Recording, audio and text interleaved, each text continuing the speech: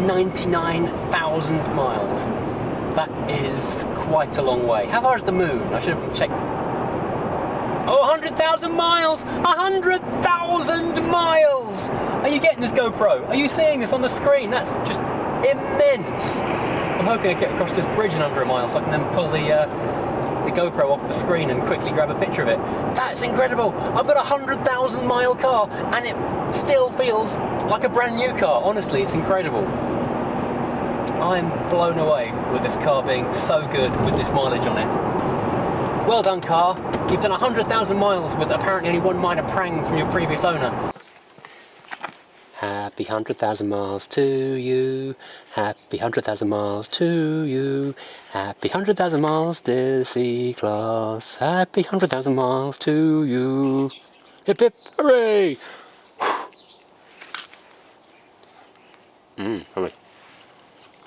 It's not even Popmaster yet and I'm having cake. So what does a 100,000 mile Mercedes look like? Well, it looks dirty. That's what it looks like. It looks kind of lived in. But under the grime, it actually kind of looks like brand new still. I mean, there's a little doink in the bonnet just there, but that was like it when I bought it a year and a half and about 35,000 miles ago. And it's got nicer wheels on when I bought it. And it's got a little bit of a, not tear, but a split starting to form in the driver's seat on the fake leather bit, which I think is kind of a problem with this, but I'm going to treat this to some real leather seats at some point. Well, now it's December, and the car's got, well, it deserves a birthday cake. It's going to have 3 things in the next, well, very short time. It's going to get its winter wheels put back on because it's minus something every night. I'm a bit late putting the winter tyres back on, so they're going back on as soon as I've cleaned them later on today. It's going to get the gearbox oil changed because 100,000 miles is probably more than a sealed for life gearbox oil can cope with. And it's going to get some new brake pads at the back because when I had the oil service, I don't know, about 10,000 miles ago, they said the brake pads are about to wear out and I've kind of forgotten about that. Now it's going to get what it actually deserves, which is a clay bar and a wax to actually make it winterproof. Inside the car, after 100,000 miles and virtually 10 years, everything still works. Okay, the sat-nav was rubbish and didn't really work when it was new, but it still does what it did when it was new, which is take you to within about 4 miles of your approximate destination and then leave you stranded somewhere in the countryside. So nothing's changed there. But all the buttons work, the aircon still works, the heated seats still work. Everything still works.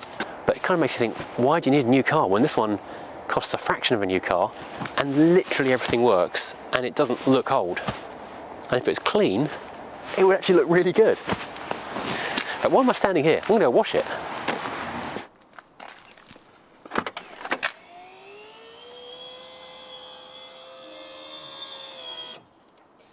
You know what? I was about to go and wash this car and think, I'll take off my nice shiny clean wheels and that'll make it all pretty and nice and put pretty clean wheels on. Then I realised if I wash the car, I'm going to be kneeling in muddy, wet, cold, freezing water while I'm changing the wheels. So I'm going to change the wheels first and then wash the car. Genius! Genius! Like a diamond bullet. Diamond bullet. Here's some wheels. Notice the aggressive winter pattern on these things. Ready for tomorrow. I'm actually really late changing these wheels over because it's early December. Normally I would change them in November sometime, but it was a really mild really mild November, being like the warmest summer or warmest year in ever apparently. And so I don't want to change them over too early, partly because I don't want to waste my winteriness, and also because the car looks so much better on the 18s that I don't want to be driving around on the 17s which look a bit meh. So I put it off as long as I could, but tomorrow's going to be freezing cold again and I've got a 3.5 hour drive first thing in the morning, so yeah, winter wheels it is. Might not wash it tonight though, it's getting cold already. This jack continues to be brilliant and so useful. This big button on the back means you can just line up and adjust it really easily. And once you're in place, just whip the car up into the sky. While it's apart, I can take a look at the discs and pads. The front ones, the discs are kind of okay still, but I'll keep an eye on them. But there's still a fair bit of meat on those pads. Let's check out what's the state of these rear pads, which were on death's door a little while ago. Well, they're pretty thin, but there's still a tiny bit of meat in there, so I'm not actually grinding the back of the pads into the disc yet. So I think I've caught that just in time. I will look at that imminently.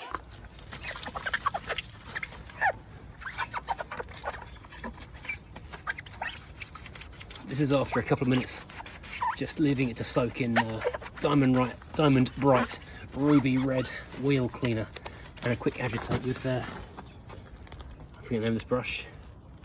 This is the Atlaster brush, which kind of gets into all the nooks and crannies.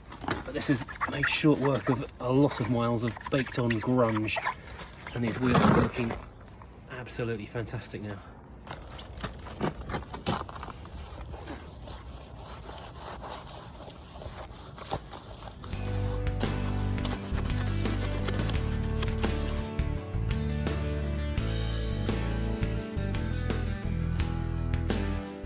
Well, happy birthday, Carl! 100,000th mile day car. For your celebration, I'm giving you some new Brembo rear pads. Yummy.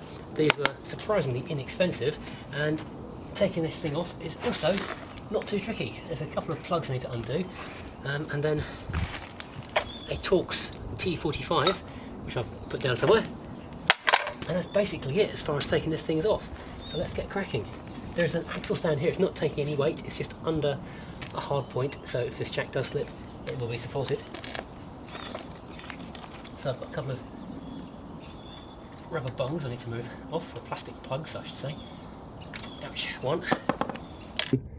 And there's a Torx T45 in the back of that. So I'm hoping that this is a Torx T45, otherwise I'm putting the wheel back on and going back to Halfords. Right. Bit of relief going on now. I've moved the camera around so you can just see what I'm doing. Yeah, I did have a T45 in the garage. I didn't think I did for a minute. I thought I was going to have to abandon this project for a minute. Get the other one of these little plugs off. It's just dirt caps basically. You're the dirt cap. Oh, you're the dirt cap. Yes, another thing I love about this giant Draper jack is that it's got this big plastic tray on it, so you can put all the bits and pieces you've taken off the car into the big plastic tray and not lose them. That is fantastic. There we go. Not too tight, that's good. This spring-loaded thing, I'm just going to take my eyes out when I do it.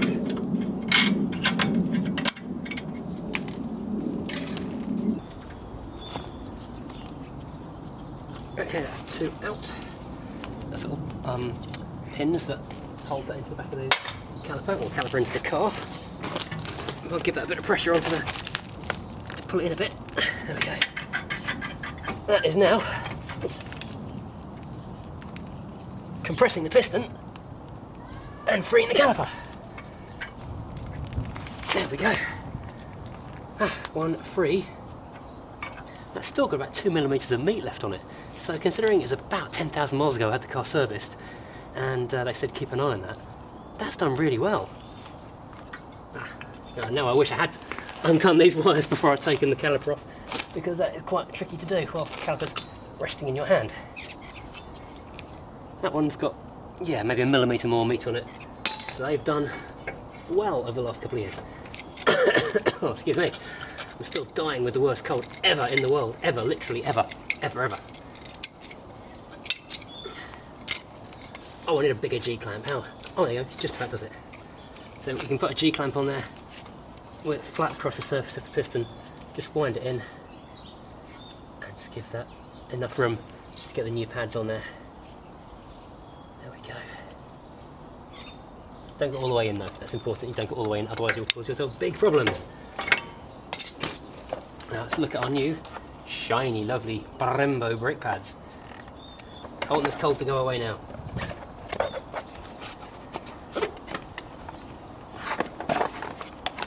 That was embarrassing. I was opening the box the wrong way. I'm not sure I should be trusted to put a car together. So that's the one that sits on the outside edge like that. Lovely.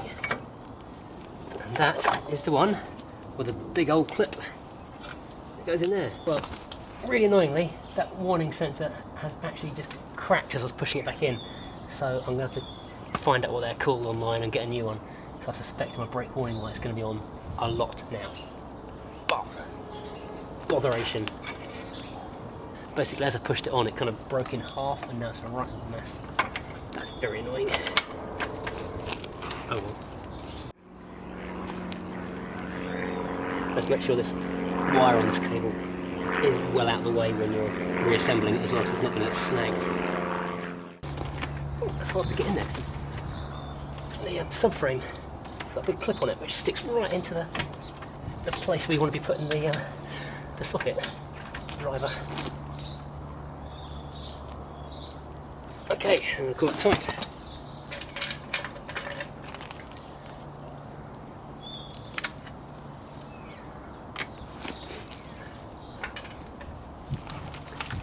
And then these are the bits that I always, I mean absolutely have always hated on every brake thing I've ever assembled.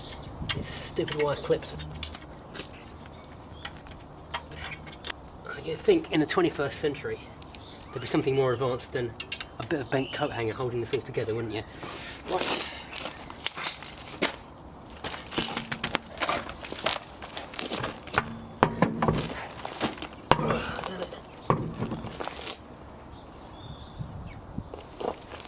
Honestly, there isn't much I dislike about this car. It's very close to perfect. But these wheels where you have to use the lugs that go through into the hole, it's almost impossible to line up, are an absolute pain.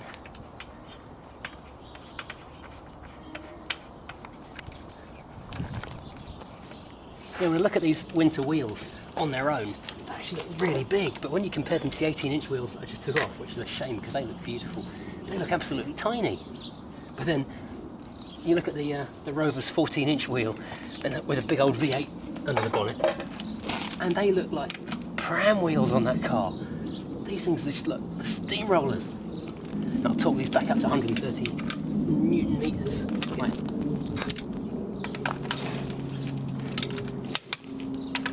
In fact, no, I'll do it while it's in the air, because then I won't have any resistance against the wheel being pulled up against the hub. Haha. No, just a hat rack, my friend.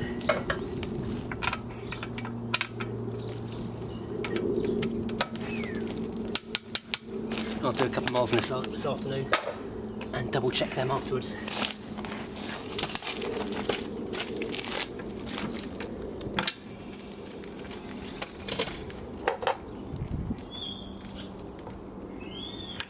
Just need to quickly move this block because this car is rear wheel drive and the handbrake's on the rear wheels, so when the wheels are up in the air they're not doing a lot, but also the side that I'm jacking up is also kind of lifting up the ground a wee bit, so switch the shock over. See, I'm being super safe today.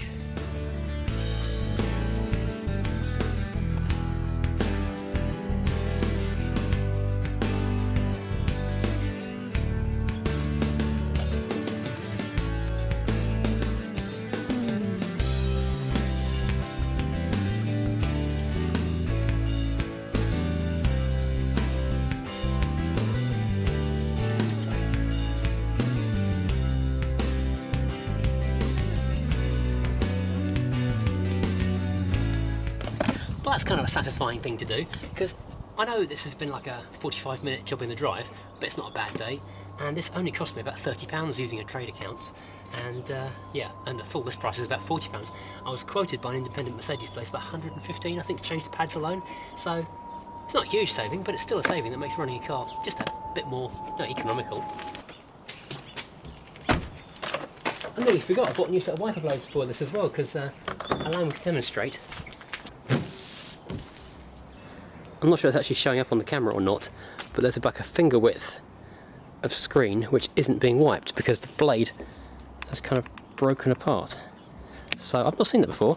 I'm slightly annoyed at myself really for buying decent Bosch wipers for the Hyundai, which I was trying to do on a massive budget and then sold, and I'm now putting Valeos, which I'm sure are fine, on the Mercedes, which I'm keeping long term. Apparently there's an app on the App Store and Google Play Store. I'm not quite sure how you would connect these to your computer or your phone, but I'm sure it's lots of fun if you do. Right, how does this come off? They are the right length. Always worth checking before you endeavour to work out how it all comes apart. Fitting number one, okay. So literally, I just pull it away. Well, let's see if I'm buying new wiper blade arms in a minute. Oh, that way. Yeah, that's ridiculously easy. I wonder if it matters which one goes where.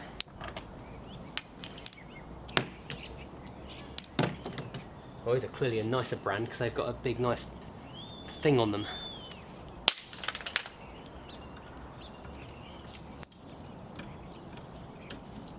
There you go, pop it in the pin and around it folds. Oh, that's really easy. Almost too easy. Rotate, pull, drop on floor. rotate, insert, insert's a bit harder, rotate, done. That's very easy. Now the washing I was talking about is going to happen. You know you've left this too long when you're driving home and you think the headlights have gone, but in fact they're just so thick with dirt you can't see out of them.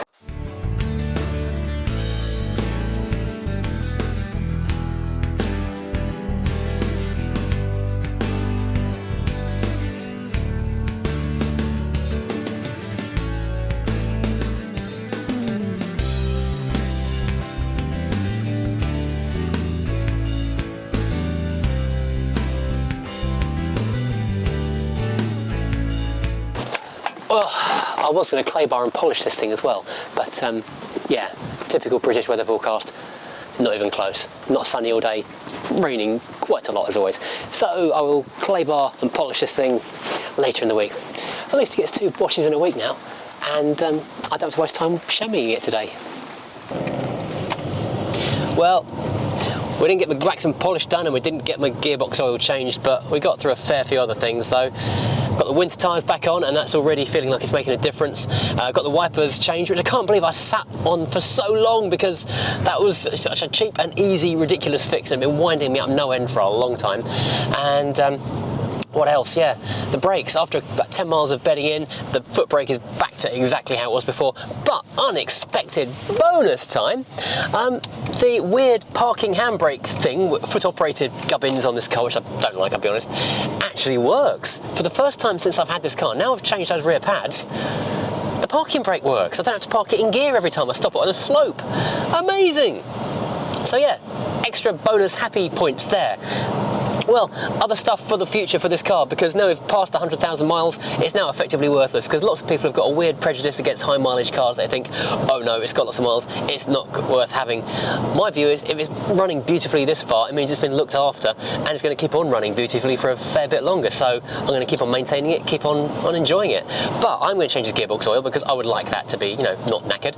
I am looking out for some red leather seats, because I think red leather in a dark car is the most beautiful combination of, you know, interior, exterior possible. I keep finding red coupe seats, but they are front seats only, the back seats are different and the door cards are the wrong length.